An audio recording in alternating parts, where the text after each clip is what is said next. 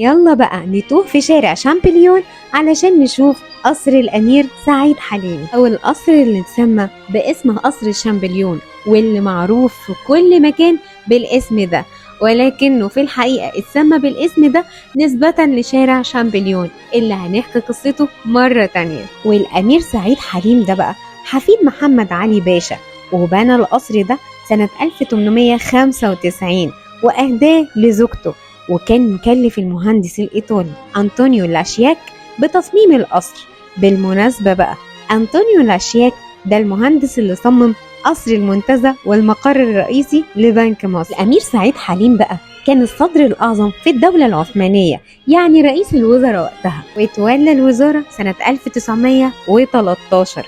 ومن بعد ما ساب مصر واتنفى لأوروبا، طبعا الدولة أو الحكومة صدرت كل أملاكه، وكان من ضمنهم القصر الجميل ده. وبعد كده الحكومة استخدمت المقر الجميل ده والقصر الجميل ده كمقر لوزارة المعارف اللي هي وزارة التربية والتعليم. أما بالنسبة بقى للأمير سعيد حليم بعد نفيه لأوروبا، فكانت نهايته على ايد واحد ارميني من ضمن سلسله الاغتيالات السياسيه، والقصر دلوقتي مقفول ومش معروف هو ايه اللي هيتعمل فيه فيما بعد. عشان توصل بسهوله لقصر الامير سعيد حليم، فانت هتدخل في الشارع اللي فيه محل كشري ابو طارق، وبعد محل الكشري هتلاقي قصر الامير سعيد حليم.